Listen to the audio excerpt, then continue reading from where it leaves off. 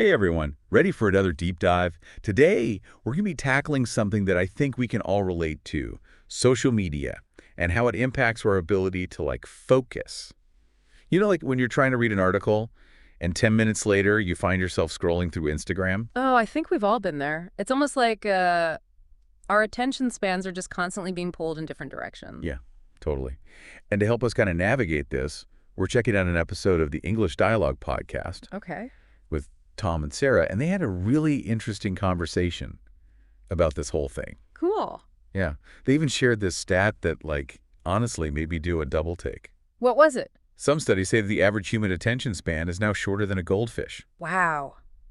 That's, I mean, I'd probably take that with a grain of salt, I think. Right.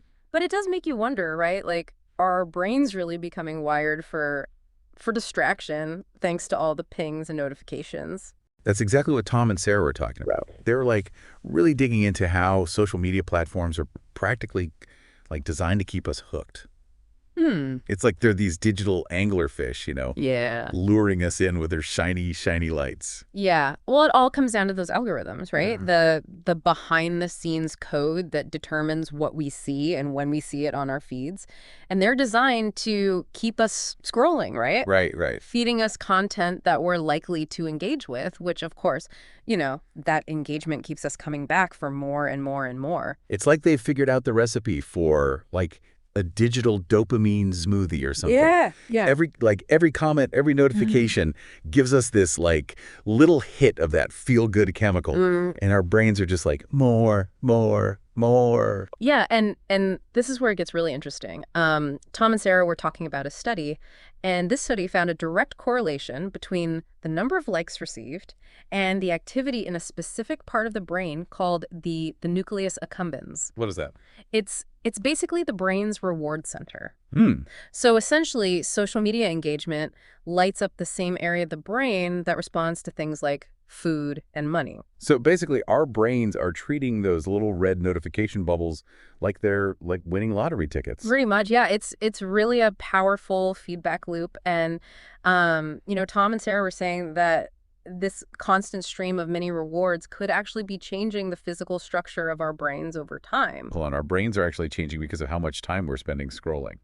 Well, there is research that suggests that frequent social media use, especially in adolescence, could actually lead to alterations in the brain structure, particularly in areas like the prefrontal cortex, which is responsible for planning, decision-making, and, you guessed it, attention.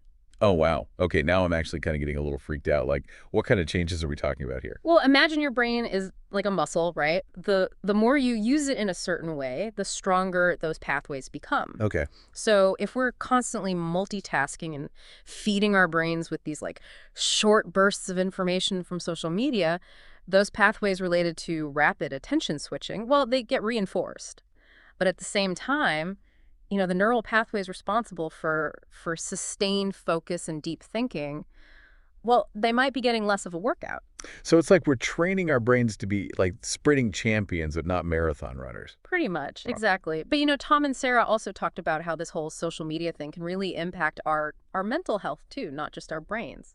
Yeah, they did. They mentioned that pressure to present this perfect online persona and FOMO, the fear of missing out and constantly comparing ourselves to others, which, all of that can really contribute to anxiety and stress and even depression. Right, absolutely. And then, those feelings in turn make it even harder to concentrate. Yeah, it's like this vicious cycle. You feel anxious, so you scroll to distract yourself, but then that just makes you feel more anxious and so on. Exactly, yeah. I've definitely been there.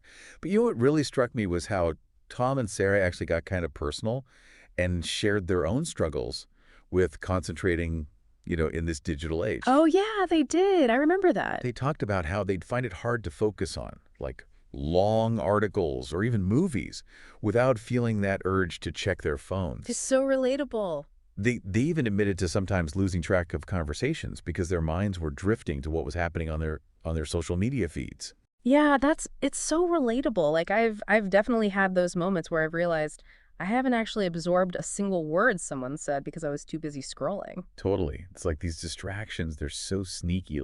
They can creep into even our most intimate moments. They can. And really fragment our attention and hinder our ability to really connect deeply with the people around us. Yeah, absolutely. And, and it's not just our personal lives either, right? Like this whole lack of focus thing, it's got to be impacting our work, our productivity too. Oh, absolutely. I mean, how can we expect to get anything done when our brains are like constantly flitting between tasks and notifications? Well, and this actually brings us to one of the most, I think, important takeaways from Tom and Sarah's conversation Yeah. is, debunking that multitasking myth. Wait, hold on.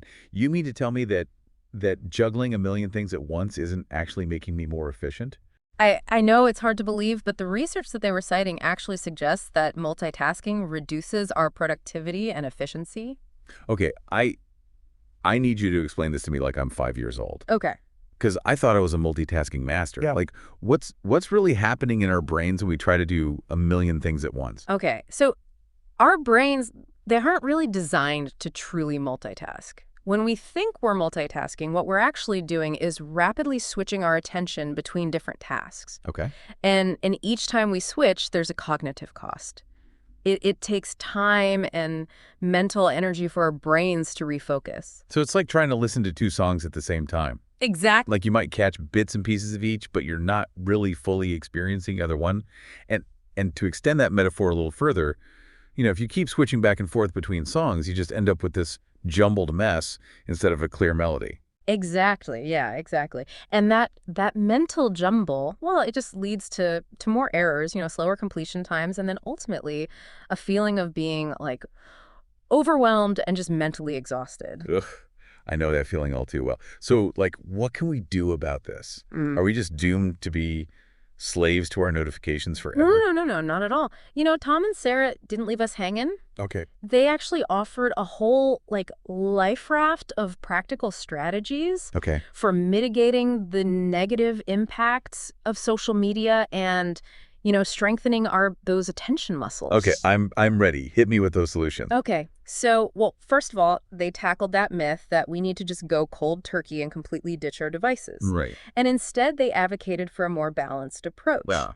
focusing on mindful and intentional use. Yeah, that makes a lot more sense, right? Because let's be real. Right. Social media is not going anywhere. It's not. And it can be a great tool for connecting with people, Yeah. staying informed. Like, it's all about finding that sweet spot where we're using it to our advantage Absolutely. instead of letting it control us. Exactly. Yeah. And to help us find that sweet spot, Tom and Sarah, well, they offered some specific strategies. One of their top tips was to set specific times for using social media Okay. instead of just mindlessly checking it throughout the day. So it's more about creating intentional windows for engaging with it rather than just, constantly reacting to those notifications. I like that it's like scheduling a coffee break, Exactly. but for social media, Yeah. Instead of letting it interrupt my flow all day, Right. Yeah. I can carve out those little time slots Right. to catch up. It's about taking back control Well, of yeah. your time and your attention. And speaking of control, Okay. they also suggest turning off those, non-essential notifications. Oh my gosh, yes. Those are the worst. All those little pings and buzzes. Ugh, it's like every notification is this little gremlin Yeah. tugging at my brain, demanding attention. And all those little gremlins can add up They to a lot of mental clutter and distraction. Yeah. But if you silence those non-essential notifications, Yeah. you can create a much calmer digital environment Right. and reduce that constant temptation to check your phone. I'm already feeling less stressed. I know, right? Just thinking about that notification-free zone. Yeah, so what else did they suggest? Well, they talked about the power of Okay. establishing some tech-free zones or times Right. in our lives. Okay. Think of it like creating these sacred spaces Right. where your devices just aren't allowed. Oh, okay. Like the dinner table Right. or the bedroom. Yeah. Maybe even an hour before bed. Yeah, that's a great idea. Yeah. I've definitely been guilty of mindlessly scrolling through my phone Right. during meals Yeah. or right before bed. Yeah. And I know it doesn't do my sleep or my relationships any favors. No, it doesn't. But by consciously creating those tech-free zones, Right. we can send a signal, not just to our brains, but to the people around us, Wow. that we're really prioritizing Yeah. presence and connection Yeah. over that digital distraction. And speaking of connection, Yeah. I love that Tom and Sarah they didn't just focus on like limiting our tech use. Right. They also like encouraged listeners to rediscover the joys They did. of screen-free activities, Right. like reading or spending time in nature or Yeah. pursuing hobbies. Yeah, all those things that nourish us Right, yeah. without the need for a screen. Yeah, it's like remembering that there's a whole world out there Exactly. of experiences and activities that can, Yeah. capture our attention and bring us joy Yeah. beyond the digital realm. And engaging in those activities can actually help Yeah. strengthen our attention muscles Yeah. and make us more resilient. It's a distraction. It's like cross-training for your brain. Exactly. You're working those different mental muscles Yeah. and building up that overall focused stamina. Absolutely. And on that note, they also brought up mindfulness practices, Yeah. Yeah. like meditation Okay. as a way to kind of train that attention muscle. I've tried meditation before, Okay. but I always get so frustrated Yeah. because my mind just won't stop racing. Yeah. I feel like I'm doing it wrong. Well, that's a very common experience, Is it? Okay. especially when you're first starting out.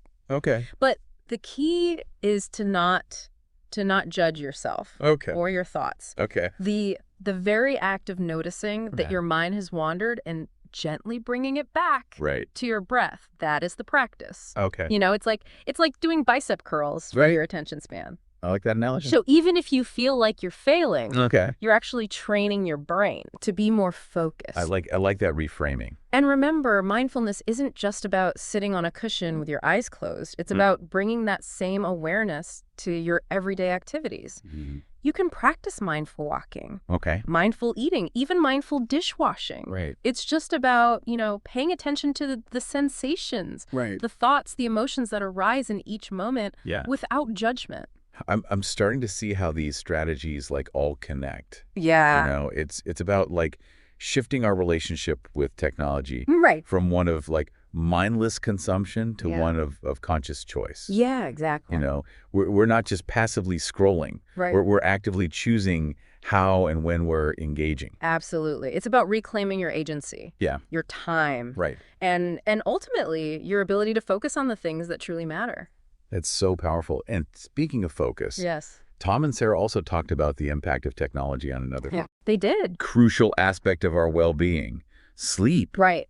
Oh, I've definitely noticed that if I'm like on my phone too much before bed, Yeah. I have a way harder time falling asleep, Right. and I just wake up feeling groggy. Yeah. What did they have to say about that connection? Well, they highlighted the issue of blue light, Oh, right. which is emitted from our devices. Right. And this blue light, it can interfere with the production of melatonin, Right. which is the hormone that regulates our sleep-wake cycle. Oh, wow. So even if I'm like reading a book on my tablet before bed, Exactly. that blue light is still like messing with my sleep. It's tricking your brain into Right. thinking it's still daytime, Right. making it harder to wind down Yeah. and fall asleep. And the thing is, even if you manage to put your phone down like an hour before bed, Right. those late night scrolling sessions, Yeah. well, they could still be impacting your sleep quality. And as a result, your concentration the next day. It's like this like domino effect. Yeah, Poor sleep leads to poor concentration, Right. which makes us more susceptible to distraction. Exactly. Yep, a vicious cycle. But wait, didn't Tom and Sarah also mention that social media isn't all bad? They did, yeah. Like that there's some potential benefits too. Right. They emphasize that it can be a powerful tool for connecting with people, sharing information, and even learning new things. Right. It really is all about how we use it. So it's not about like demonizing technology, Right. but finding a way to like All right. coexist with it Yeah. in a healthy and balanced way. Exactly. It's about, recognizing both the potential pitfalls and the benefits, Right. and making conscious choices about how we integrate technology into our lives. It sounds like Tom and Sarah, they really covered all the bases. Yeah, you did a good job. The science, the strategies, the potential benefits and pitfalls. Yeah, It's a lot to digest, it is. but I'm feeling a lot more empowered to like take control of my own digital habits. That's what it's all about. Yeah. It's not about being perfect Right. or becoming a tech-savvy hermit. Right. It's about making those small incremental changes Yeah. that feel sustainable and aligned with your values. So what does all of this mean for our listener out there? Feeling inspired to take a closer look at your own digital habits?